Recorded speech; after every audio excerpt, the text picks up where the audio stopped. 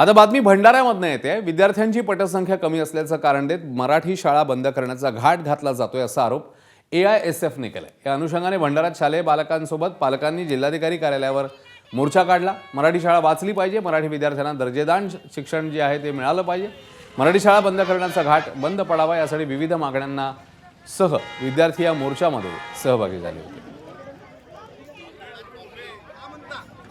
नाव सौम्य संजय डेंगे आहे व मी येथे आपली शाळा वाचवण्यासाठी आले आहे। कारण आमच्या शाळेत चांगले सर नाही आहात, म्हणून आम्हाला चांगले सर उपलब्ध पाहिजे, म्हणून मी येथे आले आहे।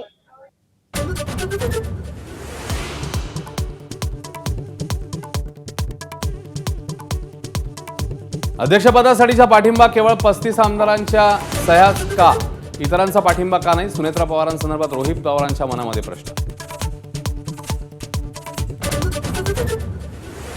शरद पवार पुन्हा राज्यसभेवर जाण्याचं जवळपास निश्चित। ठाकरेंसह काँग्रेसची सहमती, सूत्रांची माहिती। तर राष्ट्रवादीकडून पार्थ पवारांच्या नावावर शिक्का।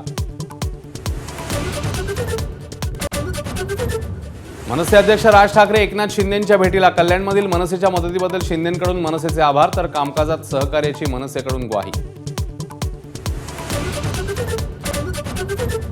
इंदापूरच्या भिगवणमधील तरुणी अपहरण प्रकरणाला कलाटणी। मर्जीनेच तरुणासोबत गेल्याचा तरुणीचा व्हिडिओ। दोघांमध्ये प्रेमसंबंध असल्याची मुलीची माहिती, तर आमदार पडळकरांचे मुलावर गंभीर आरोप।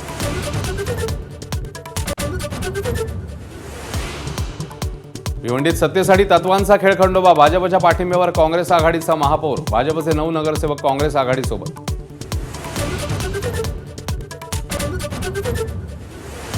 रायगड झेडपीच्या सत्तेसाठी भाजप राष्ट्रवादीच्या हालचाली। तटकरे चव्हाण चर्चेनंतर घडामोडींना वेग। शिंदेंच्या शिवसेनेला एकटा पाडण्यासाठी खेळी असल्याची चर्चा। चंद्रपूरचं महापौरपद धानोरकर वडेट्टीवार वादामुळे हुकल्याचा सूर। दोन्ही नेत्यांची चौकशी करण्याचा काँग्रेसचा निर्णय। दिल्ली हायकमांडकडे अहवाल पाठवणार। नांदेडमध्ये 82 वर्षांचे चौधरी शेख हुसेन बोहल्यावर 6 मुलं 3 जावई 22 नातवंडांचा गोतावळा। धर्माबादच्या नवरदेव आजोबांची चर्चा जोरात।